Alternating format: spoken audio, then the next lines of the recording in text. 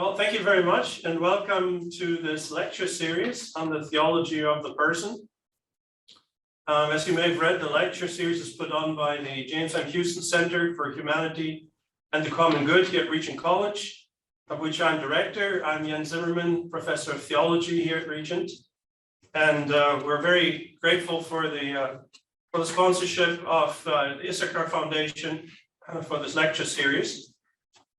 You've seen the Preci, I'm sure that we will range broadly across a number of topics surrounding the topic of the human person, and it is a defense of the human person in some sense. I mean, we're not aiming to leave you with an essentialist kind of account, a complete account of what the human person is, but we are, I think all the speakers in this series are invested in defending a robust sense of what a person is for a number of reasons that we'll get into more in the actual seminar attached to this public lecture course. So today, I have the privilege of welcoming our first speaker, Brian Gregor. He's associate professor and department chair of philosophy at California State University, Dominguez Hills. He's the author of a number of books, all of which in one way or another deal with the topic of the self, philosophical or theological anthropology. The titles are A Philosophical Anthropology of the Cross, the Cruciform Self. Another title is Ricoeur's Hermeneutics of Religion, Rebirth of the Capable Self, which is, if a personal note is allowed here, I think it's one of the best introductory books to Ricoeur around the thought of around the topic of Ricoeur's relation to Christian thought, well worth getting. And then another co-authorship with Rankin, Wilbourne, The Cross Before Me, Reimagining the Way to the Good Life, also published in 2019. Dr. Gregor is also the president of the Society for Ricoeur Studies and is currently working on a short history of philosophical life. And today he will speak to us about the person from soul to self, the human being in the history of philosophy. So Dr. Gregor, over to you. All right, thanks a lot, Jens. It's a pleasure to be here. So thanks for the invitation, and thank you to John Nolan for his help coordinating the event, and for Regent College for hosting. I wish I could be there in person to see my native land of Canada again and see some old friends, but it is still good to be able to participate like this. I do want to make a small change, if I'm allowed, to the title of my talk, and the new title is Where is the Person in Ancient Philosophy? So I wanted to focus a little bit more directly on the question of personhood, since that is the theme of the lecture series and the seminar. So where is the person in ancient philosophy? The question before us is a fundamental one, and the philosopher Immanuel Kant has said that there are three, maybe four fundamental philosophical questions. What can we know? What must we do? For what can we hope? And the fourth question, what is the human being?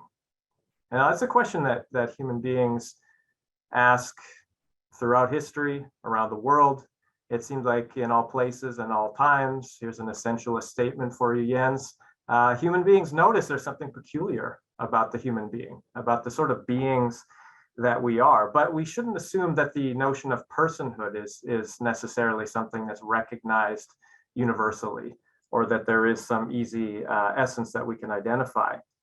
So this afternoon, I want to look at the way that some of the ancient Greek philosophers asked this question. And what I think is interesting is that there isn't really a notion of personhood in ancient Greek philosophy. There are intimations of it. We see sort of approximations. We see something approaching the person, but instead, the Greek philosophers tend to talk about the human being more in terms of the soul, the psyche. Okay, so I'm going to focus more on that, and then look at the question of what it is that's missing, what it is that they didn't quite grasp or discover when it comes to the full ontology of the person. And by ontology, I just mean the sort of being, the way of being that the person is. So I'll begin with a brief survey of some of the most prominent accounts of the soul in ancient philosophy. So let's start with Socrates, first of all. There was, of course, philosophy before Socrates, but the pre-Socratic philosophers were more interested in the question of nature, physis, than in the question of the soul, the psyche. That changes with Socrates. So whereas pre-Socratic philosophy was more looking at the fundamental principles, the causes that underlie nature, Socrates, as Cicero puts it, was the first to call philosophy down from the heavens and set her in the city of men, and bring her also into their homes and compel her to ask questions about life and morality and things good and evil. And that's Cicero on Socrates. So for Socrates, the most pressing questions were the questions of ethics. How should we live? What is the good life? What is human virtue or human excellence? So we know what excellence is when it comes to horses and hammers and knives and things like that. Is there a distinctly human kind of excellence or virtue? Now, for a lot of us, we think that's kind of a straightforward question. We know what the virtues are: wisdom, courage, moderation, justice, piety. So it seems fairly straightforward. That's what the Athenians thought. And Socrates came along to make things difficult, to examine the virtues on a deeper level. And in doing so, he found out that most of the time we don't really know what the true definitions of the virtues are. We have a lot of unquestioned opinions about virtue, but these opinions aren't worth an awful lot. Socrates seemed to be alone in recognizing this, and that's why the oracle at Delphi claimed that there was no one wiser than Socrates. You know, that verdict really perplexed Socrates, so he set out to test it, testing the oracle. How is it possible that he's the wisest? Because he seems to have a pretty low opinion of his own wisdom. And the interpretation he comes to after talking to the people of Athens at great length on a day-to-day basis is that if he is the wisest, it's only because he recognizes his wisdom is worthless in comparison with the wisdom of the gods. By recognizing his own ignorance, Socrates was then able to fulfill the imperative of the oracle at Delphi: know thyself. Now, what's remarkable about Socrates is that this recognition of his own ignorance doesn't lead him to resign to a sort of skepticism, just to throw up his hands and say, well, we'll never know, so let's devote our lives to, just enjoying the time while we're here.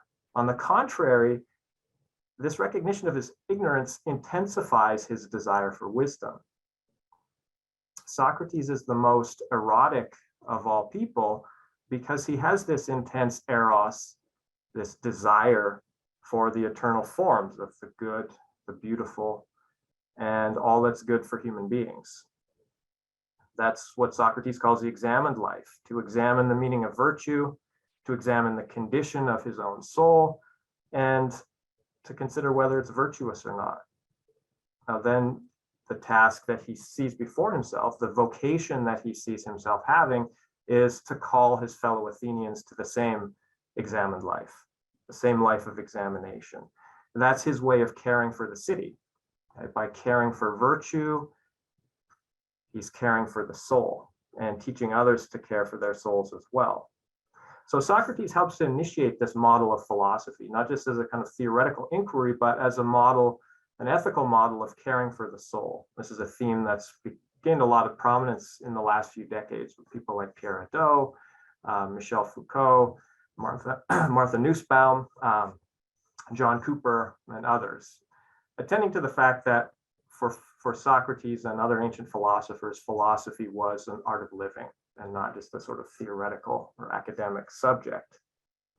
So it's a kind of therapia, a therapy or a cure for the maladies of the soul in order to bring order to the disorderly passions and to cultivate virtue and pursue happiness. Now that became a prominent approach to philosophy, as I've said, in the ancient world. But what's interesting for Socrates is that in practicing this model of philosophy, he doesn't really develop a theory of the soul. He never really theorizes about the nature of the soul, but he's more interested in the practical question of examining the soul. Now that is something that shifts with Plato, one of Socrates' greatest students. Now, this is kind of a complicated question. If you've read Plato's dialogues, you know that Socrates is often the protagonist, the main character. And so this raises what's sometimes called the Socratic problem. Who is the historical Socrates? We know about Socrates only really through the writings of Plato, Xenophon, Aristophanes, and a few other minor writers. So it's difficult to get to the bottom of who Socrates was, what he actually thought.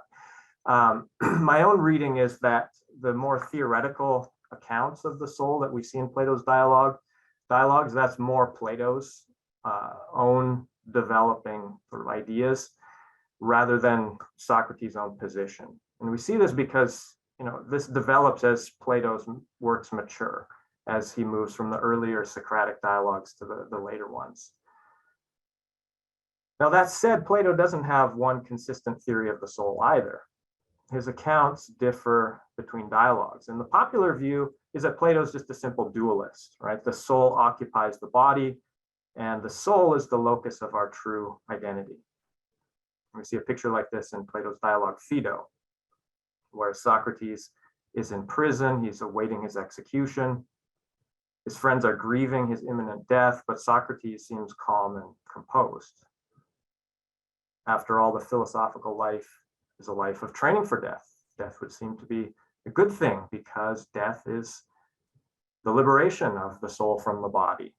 And the body is a hindrance to the philosophical life. Its demands, its needs weigh the body down. And the senses distract us, right, from contemplating the eternal truths. The senses mislead us into thinking that the sensible world is the most real. What's the highest level of reality for Plato, rather than it being sensible, particular things in the physical world, would be the realm of the forms, right? The universals, the ideas, the eternal, unchanging, intelligible forms of things. And these can only be grasped by the intellect, by thought. And that's why death is a good thing in this view, because it sets the immortal, invisible soul free to associate with the realities that are most akin to its true nature. Now, that's the most famous, or maybe the most notorious aspect of Plato's psychology. And at a popular level, when people talk about a Platonic view of the soul, they kind of have something like that in mind, the sort of dualistic picture. Things are more complex though when we get to dialogues like the Republic, okay, where the soul isn't a simple, but rather a complex entity. It's divided into three parts. So the largest part of the soul is also the lowest part, which is the appetites, and the lower desires that, say in the Phaedo, would have belonged to the body. In the Republic now, these are part of the soul. Okay, so that's the largest part. The highest part, on the other hand, is the rational, the calculative part. And then in between the two parts, mediating, is the thumos. This is the spirited element, the part of the soul that gets angry, that gets indignant, that is intensified by challenges and wants to strive.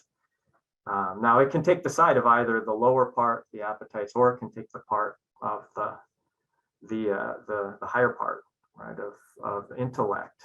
And so what the well-ordered soul looks like is one in which each part plays its proper role. And that's what justice looks like in the soul. And that's why the Republic gives us a picture of the well-ordered city in which each person plays their part. That's a picture of what the just soul looks like. It's an analogy. Now we see a similar complex picture of the soul in the dialogue Phaedrus, where the soul is depicted like a chariot. You've got a charioteer steering these different horses, and they can either take the soul down toward lower things, or it can lead the chariot upward to contemplation of the highest things. And so you get different pictures of the soul depending on the dialogue. One of the reasons for this is that Plato's dialogues are not meant to be read as theoretical treatises. just laying out the orthodox Platonic position. But these are dialogues written for use in the academy, Plato's school. And so they're more exercises in investigation rather than, again, just a theoretical treatise that's laying out what Plato's own position is. And so that complicates the idea that there's just sort of one simple Platonic doctrine of the soul. Now, one of the things about Plato is that he does have a lasting impact, though, on the history of philosophy. And the received Plato's legacy is still this kind of picture of the soul as a separate entity from the body. And the human being is well ordered when the soul is ruling the body and its appetites and is directed toward higher things. And so Plato gives us some genuine insights into the ordering of the soul, what it looks like when it's virtuous, the inner conflicts, as well as the harmony that results when the soul is well ordered. Plato gives us great insight into the desire of the soul for the highest things, goodness, being, beauty, the virtues, and also the sense in which the soul's vocation is a kind of likeness to God. So these are all ideas that have had an important influence in the history of Christian thought as well. And in these ideas, we get sort of an intimation of the idea of the person.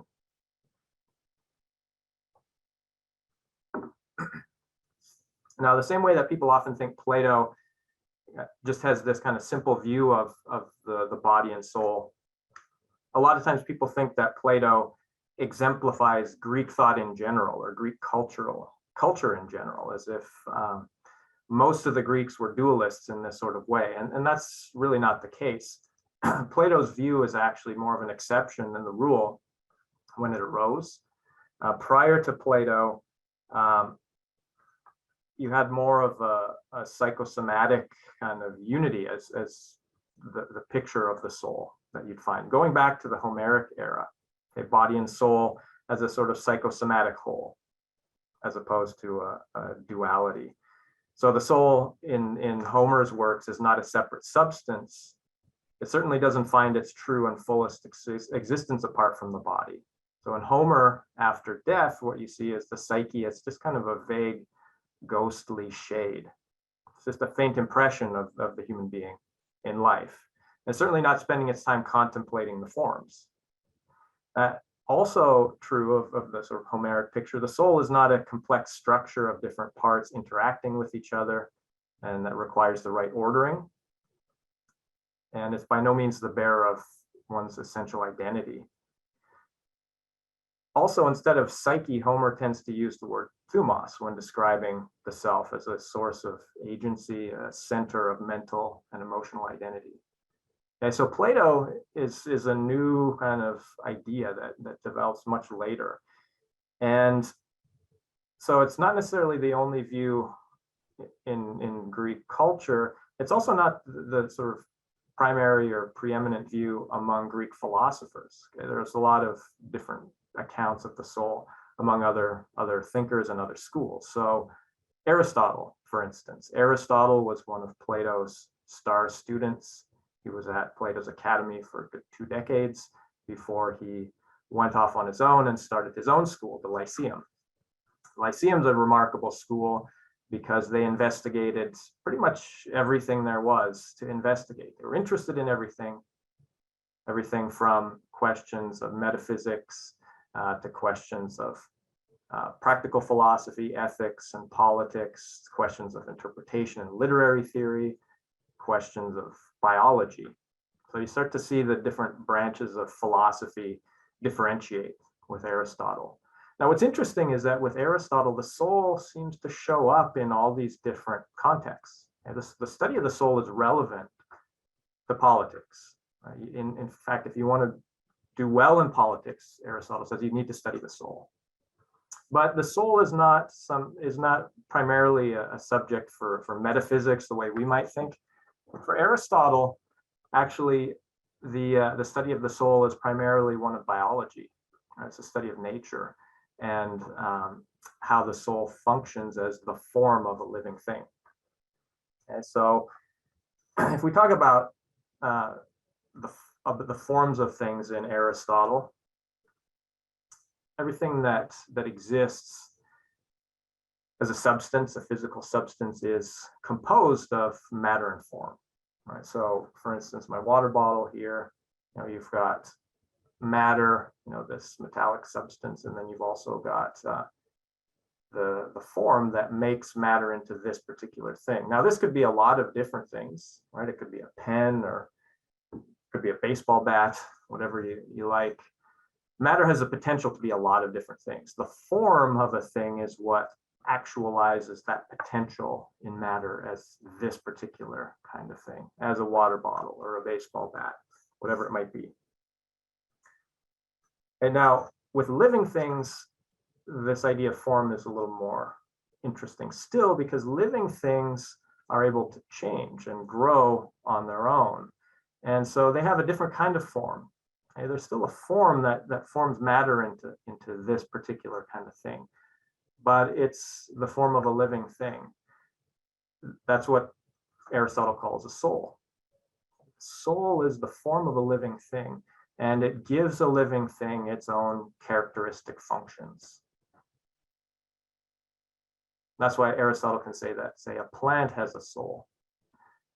Not because there's some immaterial substance somehow inhabiting a plant, and if you cut down a plant, its ghost will come haunt you or something like that. The form of a plant is what makes matter into this kind of life, gives it certain functions, in particular, a nutritive function. Right? So the plant can absorb nutrition through sunlight and through the soil, and it metabolizes that and grows, right? It turns these nutrients into itself. It grows, bears fruit, spreads seeds, reproduces itself in this way. So plant is thriving or flourishing when it's performing that function well. It's getting the nutrients it needs, the sunlight it needs. Now, animals also have a soul in this sense. They have that nutritive function. Animals have a couple other functions, though, as well, that set them apart from plants. That's the capacity to move on their own. They can run around, and they can experience the world through their senses. And so they have this sensitive soul, as Aristotle calls it, right? The function of sensation as well as motion. And that allows them to interact with their environment in a different way than the plants do. So they can see and hear predators and prey and other mates, right? And decide whether to pursue them or retreat from them. And an animal is functioning well when it's able to perform those functions well. Now, the human soul then, it has those other functions, right? Nutrition, sensation, movement, but the human soul is differentiated from other animals by the fact that we have something called the logos. And I don't suppose I need to talk about the logos too much at Regent Seminary, but logos is typically translated as word or reason, discourse, rationality. Often in the history of philosophy, this idea of Aristotle's has been interpreted as the fact that human beings are rational animals. One problem with that is that it kind of narrows the conception of what the logos encompasses. If it's just taken to mean rationality, right? It can mean language. And this is the sense, that humans are unique because we have language. This is why Charles Taylor wrote recently the book, The Language Animal, right? The human beings are differentiated in the animal kingdom because we have language. And that's no small thing, right? That's what opens up all of these other aspects of our humanity that set us apart, that we think of as distinctly human, right? The fact that we're not only performing rational calculations, but we can have social interaction, friendship, political community, ethics, law, art, right? Storytelling, religion, philosophy, all of that's opened up by the fact that we have the logos. So it gives us the desire to understand. It's what gives us the capacity to act as responsible agents, to cultivate habits of virtue, and to live well with each other as families, friends, and to organize ourselves as political communities.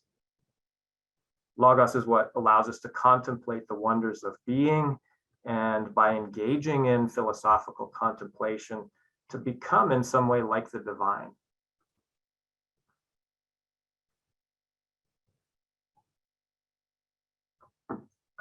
Now, due to the contingencies of history, we've come to think that Plato and Aristotle are the twin towers of ancient philosophy. But in the ancient world, there were other rival schools that were at times more prominent, that had more followers and were more influential than Plato's and Aristotle's schools were.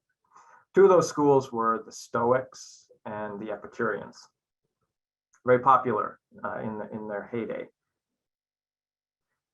Now, even more than Plato and Aristotle, these schools really focused on philosophy as the care of the soul. But they also really did develop their own theories about what the soul is, so going beyond Socrates in that regard. Now, these two schools are also notable here because they're not dualists, but monists, meaning that they believed that all reality is made up of one element or substance. So when it comes to the soul, they're also materialists. There's no other substance that soul could be made of than matter. So let's talk about the Stoics first of all. And the Stoics, like Plato, thought they were carrying on the legacy of Socrates. Through the mediation of the school known as Cynicism, you've got another tradition coming out of Socrates. And the Stoics had quite a different view of the soul than Plato did. Again, they're monists.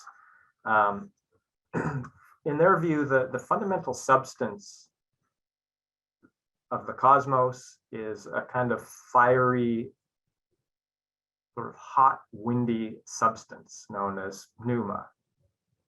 It's a hot, fiery breath. It pervades the cosmos. It's what gives it rational order. But everything that is a manifestation of this in some way. Now, they believe that the entire cosmos was a unified organic whole. It comprises soul and body. The soul of the world is this pneuma, which is an active principle of order. And the passive principle is matter, and that's the body of the cosmos. So the world soul pervades the matter of the cosmos. It gives it a rational form and order.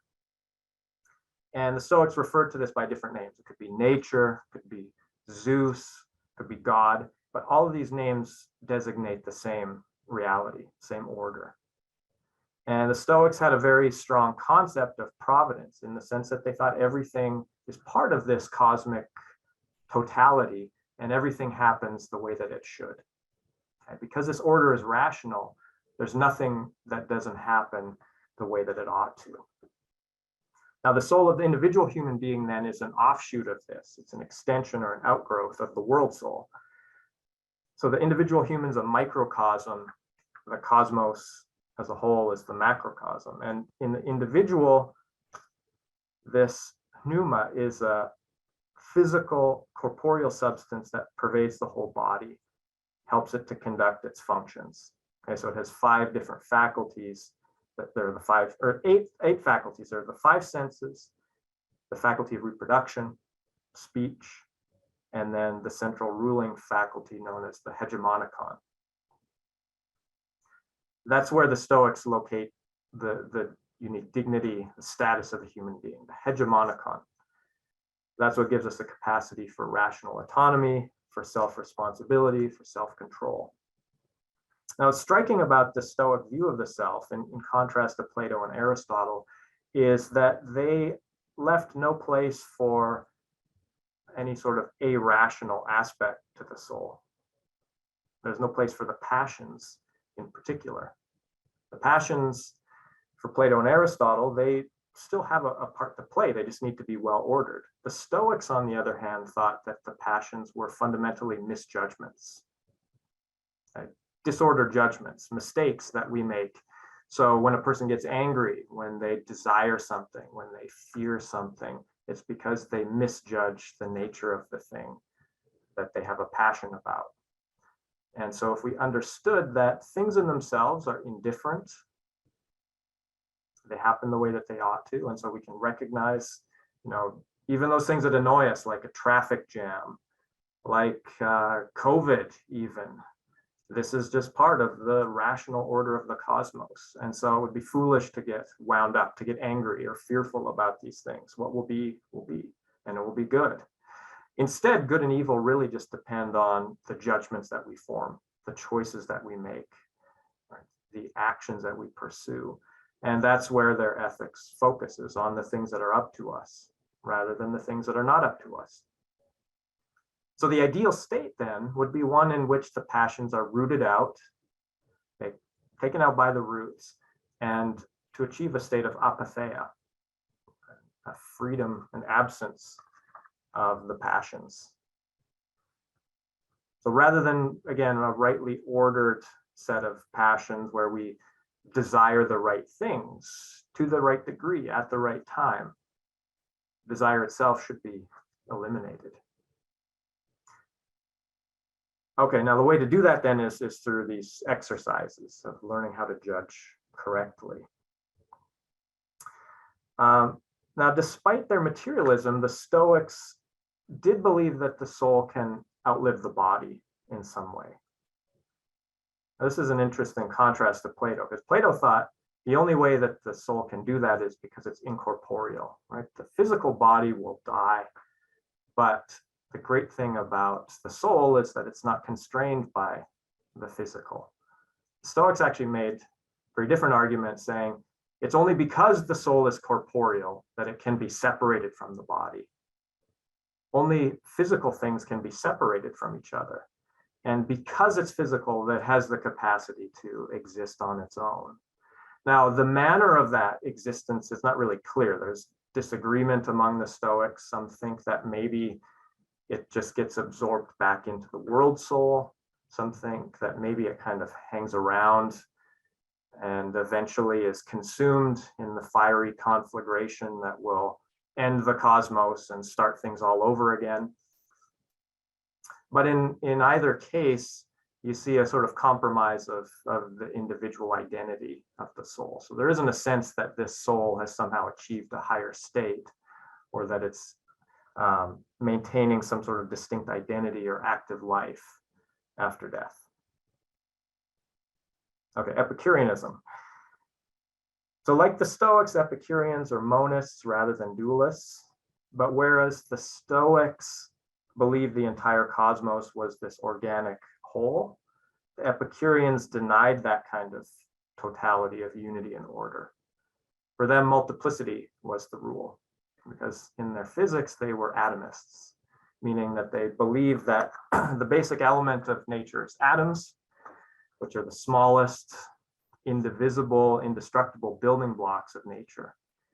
And so everything that exists is composed of atoms in the void. So all of reality is matter in motion. And the only connection between these things is either random chance, the atoms swerve and maybe collide and start to form new things, or human choice. The Epicureans weren't really interested in physics for its own sake. They didn't have the Aristotelian desire to know as something intrinsically good. For them, physics was interesting because it was a means to an end. It was a kind of exercise that aimed at treating the fears of the soul, allowing us to overcome fear of death, fear of the gods, things like that.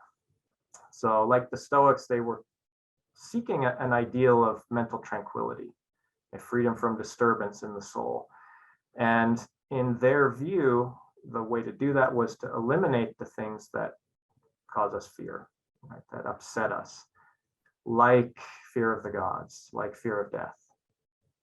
And so by studying the nature of the soul, they thought we can overcome the fear of death. For the soul too is composed of matter, right, of these atoms, very finely distributed, subtle atoms. So it's not like you can get your hands on the soul, but it's still composed of atoms. And when a person dies, the soul dissipates like vapor or smoke, right? The atoms just kind of disappear. I like to think of it kind of like like if you blow on a dandelion with all the seeds, right? They just kind of blow away. That's kind of the picture that comes to mind with it. So the atoms just sort of recirculate, become part of other things.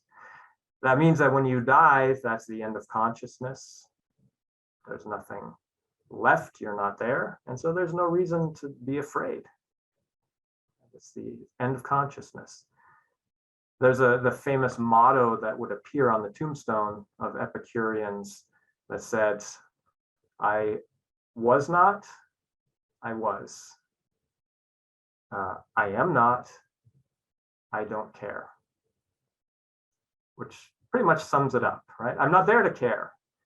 Now, as it turns out, the gods don't care either. Because the gods, who are also material beings, are off in the distant, remote corner of the universe in their own realm of bliss, indifferent to the concerns of human beings, right? So the gods take no interest in us. That means we don't have to be afraid of them.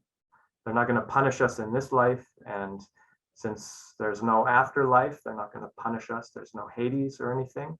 So this sets us free in the Epicurean view from our fear of death and fear of gods. Now, I think it's telling that the Epicureans think the only reason to be afraid of death is because of what might happen after. There's no consideration that one's death might have an impact on the people left behind. And that's significant because the Epicureans tended to be, just as they were physical atomists, they tended to be social atomists, right? The individual is the primary unit. And so relationships with other people, those are secondary. They did cultivate friendships and things like that, but they weren't typically involved in politics. They didn't tend to get involved in society, to get married or have families, but instead just to focus on the pursuit of their own state of tranquility, so living a simple life, practicing philosophy. So there's an interesting parallel there between the physics and their social philosophy.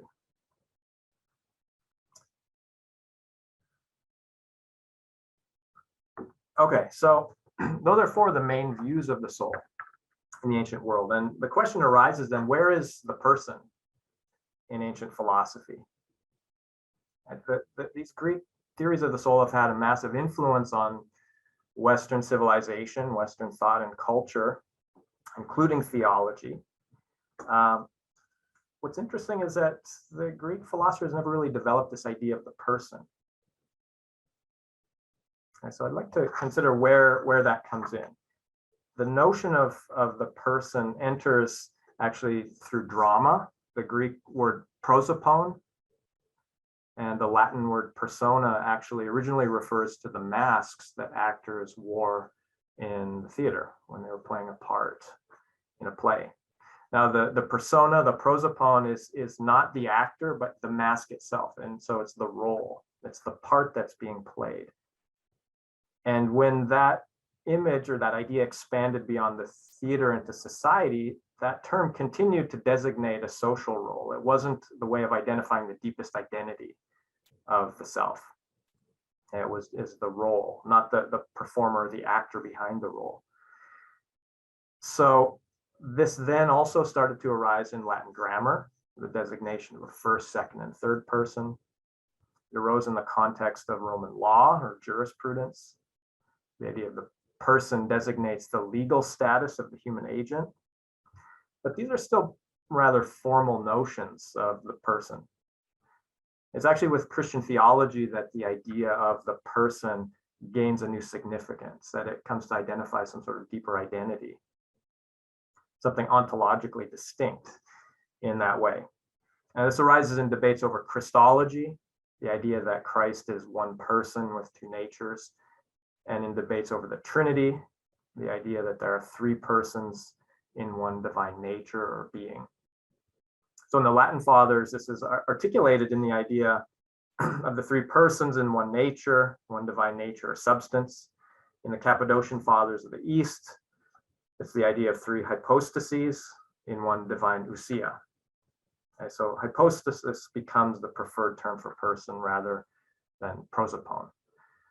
And what you have there is this developing idea that these persons are genuine persons in themselves. These are not just modes, not just roles, but that they're persons with their own distinct identity that's somehow united in this one divine nature or being. I told Jens I'd leave the more theological discussion of that for subsequent presentations. So make sure to come back for future lectures. I want to stick a little bit more just with the philosophical development of this idea. One of the key moments is Boethius, the late antique Christian philosopher Boethius, who defines person as, quote, the individual substance of a rational nature.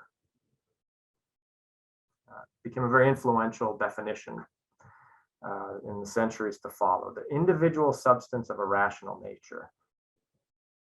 So that definition has been much discussed, much debated over the centuries. One sympathetic critique comes from Thomas Aquinas in the 13th century. It's less an overt critique than more of a correction, kind of a fine-tuning. So Aquinas agrees with Boethius about the need to designate the concrete individual, the hypostasis in its individuality. But Aquinas argues that individuality alone does not really get at what's ontologically decisive about the person. Aquinas wants to emphasize the singularity of the individual substance. The person is a unique kind of being, a singular being. This is not the same as simply being an individual or a particular instance of a universal idea, nature, or kind. For example, the water bottle, this is a particular individual, belongs to the universal class of things, water bottle, right, or a tree or a dog. These things belong to, a natural kind. Individuals on that level, that while being important, they're instantiations of this universal, they're interchangeable or replaceable. Persons are singular in the sense that they can't be replaced by another. And so the term person therefore refers not merely to the individual member of a kind or a rational nature, but to the member of that kind qua individual. And so Robert Spemann, the personalist philosopher, argues that person is not strictly a concept, but a name. It's not a proper name, so I wouldn't introduce myself as person Gregor, for instance. Person is rather a name for an indeterminate individual. And so he's commenting on Aquinas here. As Spemann writes, the word person refers to a man in the aspect of one who bears a proper name. Now, I'll read that again. The word person refers to a man in the aspect of one who bears a proper name. So as a consequence, person is not a generic term, but a generalizable proper noun. Okay, so it's trying to indicate the fact that we do have these proper names and that belongs to us in a singular way. It identifies us in a singular way, not just as individuals, but persons. And so this is why it's sometimes said that the proper question for talking about persons is not what is the person, but who. Right? We're trying to get at that singular identity of the individual. So that's Aquinas's critique and correction of Boethius's idea. Now there's another line of critique that comes from a different angle, and the objection is a little more fundamental there. It's the objection that by defining the person as an individual substance of a rational nature, Boethius is distorting the relational aspect of the person, right? It's suggesting that the person is first and foremost an individual and that relationship is something somehow secondary or subsequent. Interpersonal relations, according to this critique, are constitutive of personhood, right? So it's not like you're a person and then you enter relations, but rather personhood is constituted in relations.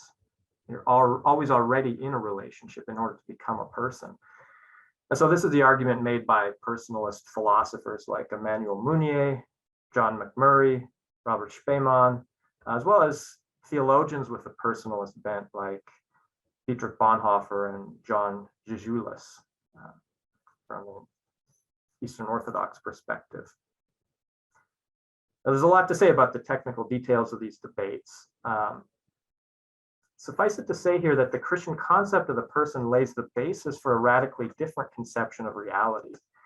It proposes that reality at its most fundamental is personal rather than impersonal.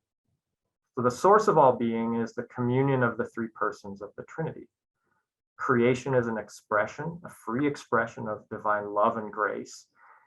And its goal, the goal of creation, is to share in the life of the triune God.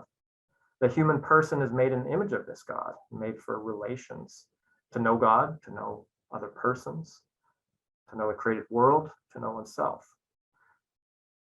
So a lot's been written in the last few decades about the Trinity and how this shows us the relational, social dimension of the human being. So I'm not going to rehearse those points here either, but I would like to highlight a few points about the way that the human person is distinct because of its transcendence in relation to nature. So this can help us to get a bit of a sense of how it's different from the Greek conception. So first of all, the idea that I just mentioned, that personhood is ontologically fundamental. Okay, it's not reducible to some impersonal reality. That's something that you don't find in the Greek thought. You might say the Greek gods, they're anthropomorphic, so maybe they're persons, but the philosophers quickly sort of depersonalize them by showing, well, if they're personalizations, if they're personifications, it's still showing something that's fundamentally impersonal, right? The natural causes, the principles, the elements. That's what's most real, right? So person in some way kind of comes after that. It might seem like the way to get at the sort of transcendent quality of the person would be to talk about the soul, right? That might seem to suggest some sort of irreducible reality, like you see in Plato, for instance.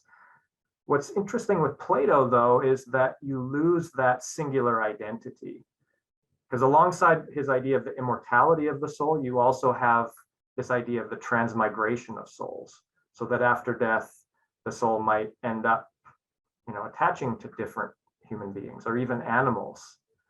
And so that compromises the singular identity of the person.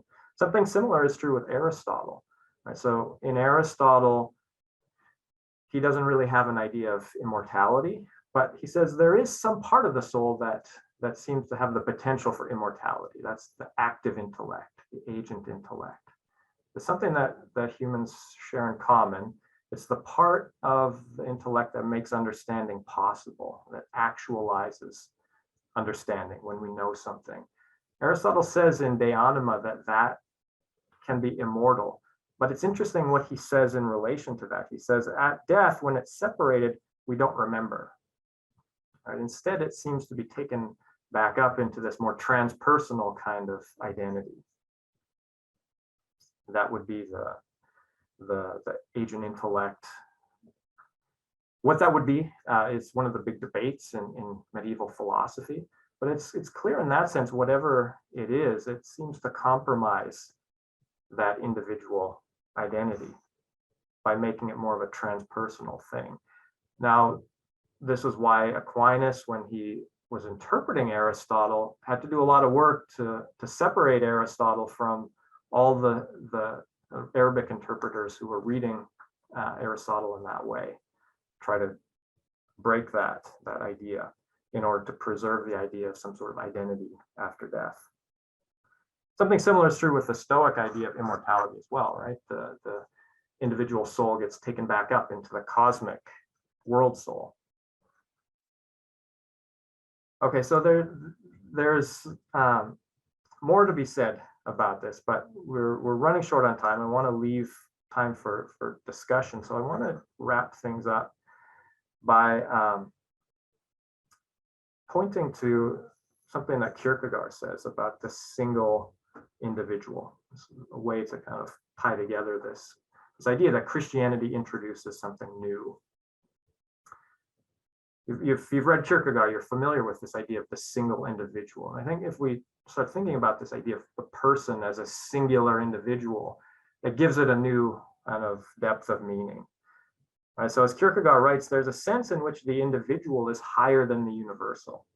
That's the paradox of faith, the paradox of the individual in relation to God. So before God, the individual singled out and intensified as a self, as a person. So Christianity introduces a God relation that's unheard of in pagan antiquity. The individual gains an infinite significance by virtue of the fact that God created him and that God became human for his or her sake. So that gives each individual person an infinite qualitative worth that was inconceivable in the context of Greek philosophy.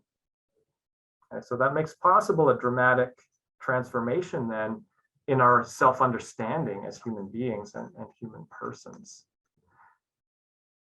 I think Kierkegaard is worth bringing up here too, because he can help us circle back to where we started with Socrates at the beginning.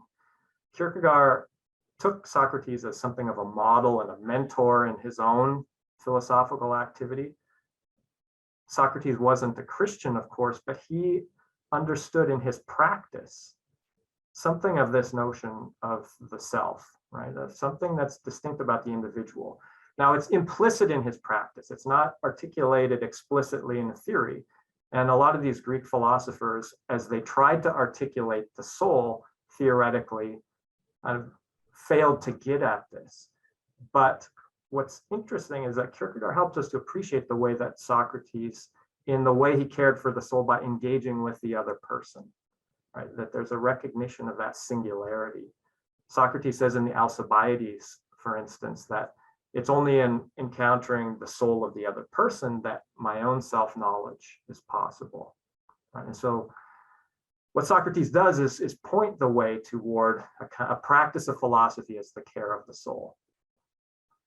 What Kierkegaard calls us to do is to try to reconceive that, to recover, to repeat maybe that Socratic care of the soul, but as he would have understood it with Christian presuppositions of sin and divine love, the incarnation and faith.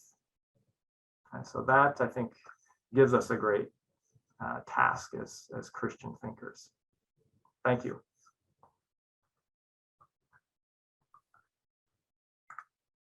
Thank you very much, Gregor. That was fantastic. You did exactly what I hope you would do, is just lay out the background of the ancient world, and then you really well drew attention to the grand difference that I would stress Judeo-Christian intervention does, right? The Judeo-Christian thought that is brought into this ancient culture. And I know you could say a lot more about this, telescoping this out into Kierkegaard and Ricoeur, which would be really great. I hope we can do some of that maybe in our class discussion. I would be interested in it. What is fundamental to this is that we recognize, especially in our current shifts and changes in society and in the academy, is how crucial this difference is that comes in through the Judeo-Christian spectrum of the singularity of the individual. Maybe we like to talk about dignity, but it's this irreplaceability, so that in no case can the individual be subsumed under the desire of the collective, whether this is the state, whether this is whatever totalitarian, presumptions or dreams we may have. And I think we're in the process of losing that a little bit. So I'm really grateful for how you laid this out and make this the foundation for what's to come, and for us to keep in mind this great difference. We don't really have time for questions, but I mean, we're going to have another hour with you with the class. So if those of you who are not part of the seminar have a burning question, I would like to invite you to write that down and email it to me, and I can pass it on to Brian Gregor, who I know is working on this kind of project, so I think he'd be happy to respond in some way. And in my experience, it's not like there are going to be 100 questions. There's usually a few very interested people that will send a question, and I would invite you to do so.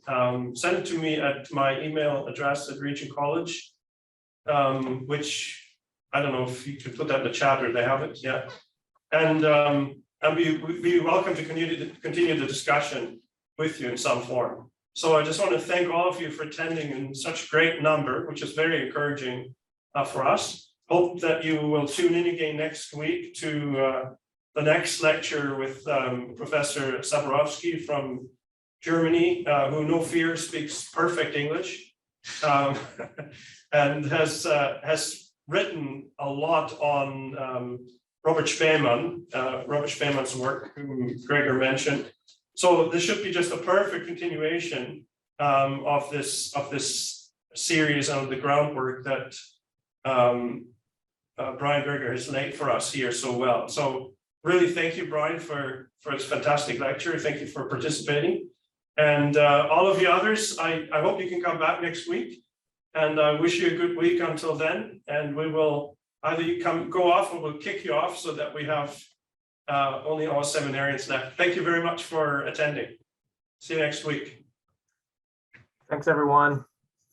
Please do send those questions. I'd like to hear from you.